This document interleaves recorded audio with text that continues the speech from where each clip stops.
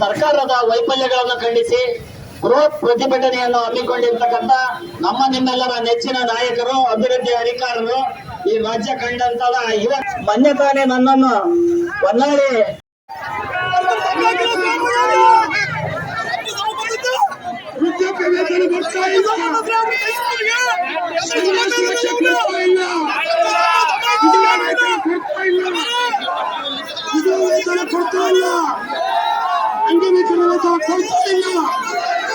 ಇಂಥ ಸರ್ಕಾರಕ್ಕೆ ನಮ್ಮ ತಾಯಿ ಪಾಪ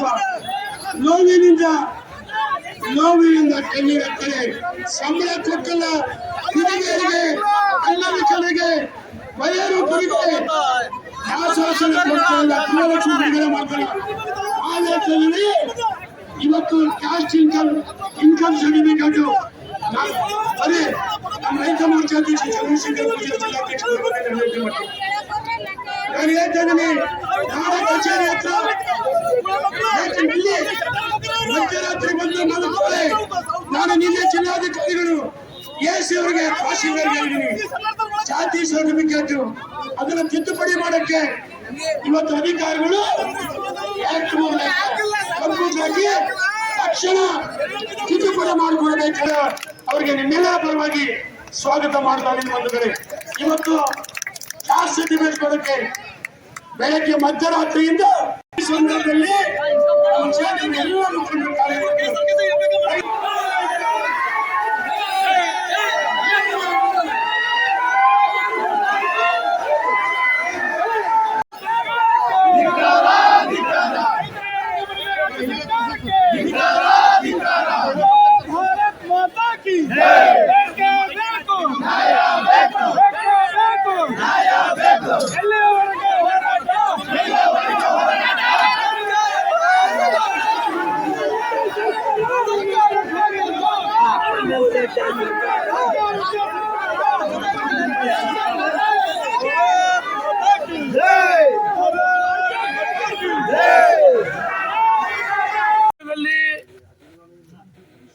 ಬಿಟ್ಟಿ ಭರವಸೆಗಳು ಸುಳ್ಳು ಹೇಳಿ ಜನರಿಗೆ ಮಕ್ಕಳು ಟೋಪಿ ಅಧಿಕಾರಕ್ಕೆ ಬಂದಂತ ಕಾಂಗ್ರೆಸ್ ಸರ್ಕಾರ 3.25 ವರ್ಷ ಆಯಿತು, 3.5 ವರ್ಷ ಆಗ್ತಾ ಬಂತು. ಇನ್ನು ಕೇವಲ ಸರ್ಕಾರ ಅವಧಿ ಇನ್ನು 1 ವರ್ಷ ಮಾತ್ರ ಬಾಕಿ ಇದೆ. ಕೊನೆ 6 ತಿಂಗಳು ಆಟಕ್ಕುಂಟು ಲೆಕ್ಕಕ್ಕಿಲ್ಲ. ರಾಜ್ಯದ ಜನರಿಗೆ ನಾಡಿ ಮಿಡಿತ ಚೆನ್ನಾಗಿ ಗೊತ್ತು. ಮುಂಬರುವ ದಿನಗಳಲ್ಲಿ ಕಾಂಗ್ರೆಸ್ ಧೂಳಿಪಟಾಗುತ್ತೆ ರಾಜ್ಯದಲ್ಲಿ. ಭಾರತೀಯ ಜನತಾ ಪಾರ್ಟಿ ವಿಜೇಂದ್ರ ಅವರ ಸಾರಥ್ಯದಲ್ಲಿ ಸೂರ್ಯಚಂದ್ರ ಸದ್ಯನೂ ಅಧಿಕಾರಕ್ಕೆ ಬಂದೇ ಬರುತ್ತೆ. IAS ಅಧಿಕಾರಿಗಳಿಗೆ ಗೊತ್ತು, IAS ಲಾಬಿ ಗೊತ್ತು. ಅಧಿಕಾರಕ್ಕೆ ಬಂದು 3.25 ವರ್ಷ ಆಗ್ತಾ ಬಂತು. ಈ ನಾಡಿನ ಅನ್ನದಾತರ ಅಳನ್ನು ಕೇಳ್ತಕ್ಕಂಥ ಸರ್ಕಾರಕ್ಕೆ, ಮುಖ್ಯಮಂತ್ರಿಗಳಿಗೆ, ಉಪಮುಖ್ಯಮಂತ್ರಿಗಳಿಗೆ ಸಮಯ ಇಲ್ಲ. ಇವರು ಸಮಯ ಇಲ್ಲಿ ರಾಹುಲ್ ಗಾಂಧಿ ಒಬ್ಬ ಬಚ್ಚ, ಅವನಿಗಿನ್ನೂ ನೆತ್ತಿನೇ ಕೂಡಿಲ್ಲ, ಅಪ್ರಬುದ್ಧ ರಾಜಕಾರಣಿ. ಹೋಗಿ ಸಿದ್ದರಾಮಯ್ಯ ಅಂತ ಹಿರಿಯ ನಾಯಕರು DK ಶಿವಕುಮಾರ್ ಅಂತವರು ಅವ್ರು ಖಾಲಿ ಬೀಳ್ತಾರೆ. ಖರ್ಗೆ ಅಂತ ಹಿರಿಯ ನಾಯಕರು. ಇವರು ರಾಜಕಾರಣ ಬದಿಗೊತ್ತಬೇಕು. ಬರಗಾಲ ಇದೆ, ಭೀಕರ ಬರಗಾಲ. ರಾಜ್ಯದಲ್ಲಿ ಜಲಾಶಯಗಳು ಖಾಲಿಯಾಗಿದೆ. ಅನ್ನದಾತರ ಕಣ್ಣಲ್ಲಿ ಕಣ್ಣೀರು ಬರ್ತಲ್ಲ, ರಕ್ತ ಬರ್ತಾ ಇದೆ. ಇವರು ದಿಲ್ಲಿಲಿ ಹೋಗಿ ಜಂತರ್ ಮಂತರ್ ರಸ್ತೆಯಲ್ಲಿ ನಾಟಕ ಮಾಡ್ತಾ ಇದ್ದಾರೆ. ನಾಟಕ ಕಂಪ್ನಿ ಇದು. ನಾನು ಕೇಳ್ತೀನಿ, ನಿಮಗೆ ಈ ರಾಜ್ಯದ ಜನ ನಿಮಗೆ ಮತ ಕೊಟ್ಟದ್ದು ಮರ್ತ್ಬಿಟ್ಟಿದ್ದೀರಾ? ನರೇಂದ್ರ ಮೋದಿ ಪ್ರಧಾನಮಂತ್ರಿ ಮನೆ ಎದುರಿಗೆ ನಾಟಕ ಮಾಡೋಕೆ ಹೋದರೆ ಅರೆ ಅದು ಸಂವಿಧಾನ ಇದೆ. ಒಬ್ಬ ದೇಶದ ಪ್ರಧಾನಮಂತ್ರಿಗಳು ಮನೆ ಮುಂದೆ ಗಲಿಬಿ ಎಬ್ಸೋದು ಪ್ರಯತ್ನ ಪಟ್ಟಾಗ, ಯಾಕಂದರೆ ಅದು ಯಾವುದೋ ಮೊನ್ನೆ ಕಾಕ್ರೋಚ್ ಪಾರ್ಟಿ ಅಂತಿತ್ತಲ್ಲ, ಅದು ಕಾಂಗ್ರೆಸ್ ಪೋಷಿತ ನಾಟಕ ಮಂಡಳಿ. ಅವ್ರ ಪರವಾಗಿ ಹೋಗಿ ನಿನ್ನೆ ಇವರು ನಾಟಕ ಮಾಡಿ ಬಂಧನ ಬಿಡುಗಡೆ ಆಗಿದೆ. ಸಚಿವ ಸಂಪುಟ ಮಾಡೋಕ್ಕೆ ಪ್ರತಿ ದಿವಸ ಸರ್ಕಸ್ ಮಾಡ್ತಾ ಇದ್ದಾರೆ. ಕೃಷಿ ಸಚಿವರಿಲ್ಲ, ತೋಟಗಾರಿಕೆ ಸಚಿವರಿಲ್ಲ. ಈ ರೈತನ ಸಂಕಷ್ಟದಲ್ಲಿ ಮುಖ್ಯಮಂತ್ರಿಗಳು, ಸಚಿವ ಸಂಪುಟ ಸದಸ್ಯರು, ಶಾಸಕರುಗಳು ರಾಜ್ಯದ ಉದ್ದಗಲಕ್ಕೆ ಪ್ರವಾಸ ಮಾಡಿ ಭೀಕರ ಬರಗಾಲ ಇದೆ. ಇವರು ಕೇಂದ್ರ ಸರ್ಕಾರ ಕಡೆ ಬೆರಳು ಮಾಡಿ ತೋರಿಸ್ತಾರೆ. ಯಡಿಯೂರಪ್ಪನ ಮುಖ್ಯಮಂತ್ರಿಗಳಿಗೆ ಅತಿರಿಷ್ಟ ಅನಾವೃಷ್ಟಿಯಲ್ಲಿ ರಾಜ್ಯ ಸರ್ಕಾರದ ಬೊಕ್ಕಸ ಹಣವನ್ನು ಬಿಡುಗಡೆ ಮಾಡಿದ್ರು. ಇವರು ದಿಲ್ಲಿ ಪ್ರಧಾನಮಂತ್ರಿ, ಕೇಂದ್ರ ಸರ್ಕಾರ, NDA ಸರ್ಕಾರ, ಭಾರತೀಯ ಜನತಾ ಪಾರ್ಟಿ ಸರ್ಕಾರ ಕಡೆ ಕೈ ತೋರಿಸ್ತಾರೆ. ಆದರೆ ಇವರು ಸನ್ಮಾನ್ಯ ಮುಖ್ಯಮಂತ್ರಿಗಳು, ಉಪಮುಖ್ಯಮಂತ್ರಿಗಳು ಪ್ರತಿಪಕ್ಷ ನಾಯಕರ ಜೊತೆ ಚರ್ಚೆ ಮಾಡಿ ನೀವೇ ಒಯ್ಬೇಕಾಯ್ತು. ಅದರ ಬದಲಾಗಿ ನೀವೇ ಹೋಗಿ ನರೇಂದ್ರ ಮೋದಿ ಅವರಿಗೆ, ಕೇಂದ್ರ ಸರ್ಕಾರಕ್ಕೆ ಮನವರಿಕೆ ಮಾಡಿಕೊಡ್ಬೇಕಾಯ್ತು. ಸುಮ್ಮನೆ ಮಾಧ್ಯಮದಲ್ಲಿ ಕೇಂದ್ರ ಸರ್ಕಾರ ಬರಗಾಲಕ್ಕೆ ಸೇರಿಸ್ಬೇಕಂದ್ರೆ ಇನ್ನು ಯಡಿಯೂರಪ್ಪನವ್ರು ಮಾಡಿರಲಿಲ್ಲ. ನಾನು ಶಾಸಕನಾಗಿದ್ದೆ. ನಾನು ಹೇಳ್ತೀನಿ, ಈ ರಾಜ್ಯದಲ್ಲಿ ಬಹುತೇಕ ಜಲಾಶಯಗಳು ಖಾಲಿಯಾಗಿವೆ, ಕುಡಿಯೋಕೆ ನೀರಿಗೆ ಆಕಾರ ಇದೆ.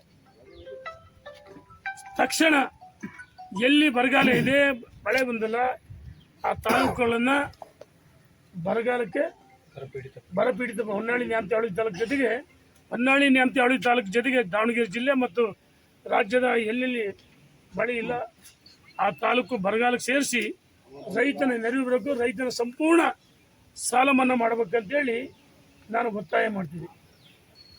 ಜಲ ಇವತ್ತೇನು ನಮ್ಮ ಕ್ಷೇತ್ರದಲ್ಲಿ ನಾವಿದ್ದಾಗಲೇ ನಾನು ಅಧಿಕಾರ ತ್ಯಾಗ ಮಾಡಿ ಮಂತ್ರಿ ಸ್ಥಾನ ಬಿಟ್ಟು ಕೆರೆ ತುಂಬಿಸಕ ಯೋಜನೆ ಮಂಜೂರು ಮಾಡಿಸಿ ಹಣ ನಾವಿದ್ದಾಗಲೇ ಜಾಕ್ವೆಲ್ಲು, ಮೋಟ್ರು, ಪೈಪ್ಲೈನ್ ಆಗಿತ್ತು. ಇನ್ನೂ ರಿಸರ್ವ್ ಅಲ್ಲ, ಕಾಮಗಾರಿ ಮುಕ್ತಾಯ ಹಂತದಲ್ಲಿತ್ತು. ಆದರೆ ಇದುವರೆಗೆ ಕೆರೆಗಳು ತುಂಬಿಲ್ಲ. ಮತ್ತು ಯಾವ ಗಂಡನನ್ನು ಕಳ್ಕೊಂಡಂಥ ವಿಧವೆಯರು, ಅಂಗವಿಕಲರು, ವಯೋವೃದ್ಧರು ಅವರಿಗೆ ಪೆನ್ಷನ್, ವೇತನ, ಗೌರವದಿಂದ 50 ರೂಪಾಯಿ ಯಡಿಯೂರಪ್ಪನ ನಾನೇ ಇದ್ದೆ ಅಧಿಕಾರದಲ್ಲಿ.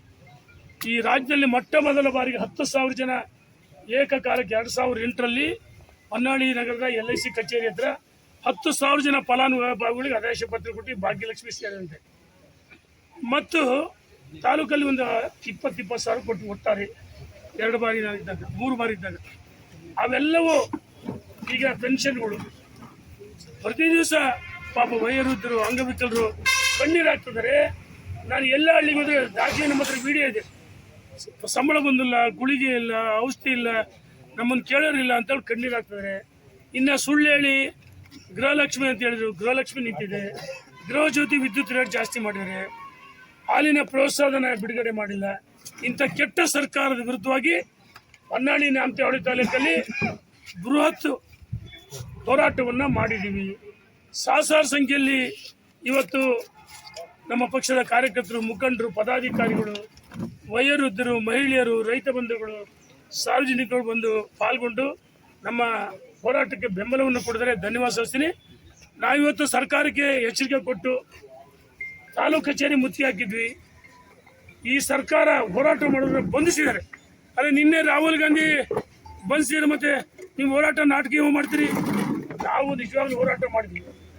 ಇವತ್ತು ಬರಗಾಲಕ್ಕೆ ಪ್ರವಾಸ ಮಾಡ್ತಲ್ಲ, ರೈತರ ಕಣ್ಣೀರು ಕೇಳೋದಿಲ್ಲ, ಕಣ್ಣ ರಕ್ತ ಬರ್ತಾ ಇದೆ. ಇಂಥ ಕೆಟ್ಟ ಸರ್ಕಾರ ವಿರುದ್ಧ ನಾವು ಪ್ರತಿಜ್ಞೆ ಮಾಡಿದ್ದೀವಿ. ಆಗಸ್ಟ್ 15ರೊಳಗಾಗಿ ಕೆರೆಗಳು ತುಂಬಿಸ್ತಾ ಇದ್ರೆ, ವೇತನಗಳು ಬಿಡುಗಡೆ ಆಗ್ತಾ ಇದ್ರೆ, ಬರಗಾಲಕ್ಕೆ ಸೇರಿಸ್ತಾ ಇದ್ದಾರೆ, ರೈತನ ಸಾಲ ಮನ್ನಾ ಮಾಡಿದ್ರೆ, ಅಹೋರಾತ್ರಿ ಧರಣಿ ಸತ್ಯಾಗ್ರಹ ನಾವು ಪ್ರಾರಂಭ ಮಾಡ್ತೀವಿ. ಹೊನ್ನಾಳಿಯಿಂದ ಹಚ್ಚಿದ ಕಿಚ್ಚು ಬೆಂಕಿ ಇಡೀ ರಾಜ್ಯಕ್ಕೆ ಹತ್ತುತ್ತೆ. ನಾನು ಎಚ್ಚರಿಕೆಯನ್ನು ಕೊಡ್ತೀನಿ. ಡೆಲ್ಲಿವರೆಗೆ ಹೋಗುತ್ತಿದ್ದು ನಾವು ಹೇಳ್ತಿದ್ದೀವಿ. ರಾಜ್ಯ ಸರ್ಕಾರದ ವೈಫಲ್ಯ ಕಾಣಿಸಿದ್ದೀವಿ. ದಿಲ್ಲಿ ಜಂತರ್ ಮತ್ತು ಹೋರಾಟ ನಾಚಿಕೆವಾಗಿದೆ. ಹಾಗಾಗಿ ಈ ಸರ್ಕಾರ ದಿಕ್ಕು ದಿಸೆಲ್ಲ ಪಂಚೇಂದ್ರಗಳಲ್ಲ. ಇಂಥ ಕೆಟ್ಟ ಸರ್ಕಾರ ವಿರುದ್ಧ ಅಹೋರಾತ್ರಿ ಧರಣಿ ಸತ್ಯಾಗ್ರಹ, ಬೃಹತ್ ಪ್ರತಿಭಟನೆ, ತಾಲೂಕು ಕಚೇರಿ ಮುತ್ತಿಗೆ ಮಾಡ್ತೀವಿ ಅಂತ ಎಚ್ಚರಿಕೆಯನ್ನು ಕೊಡ್ತೀನಿ ನಾನು.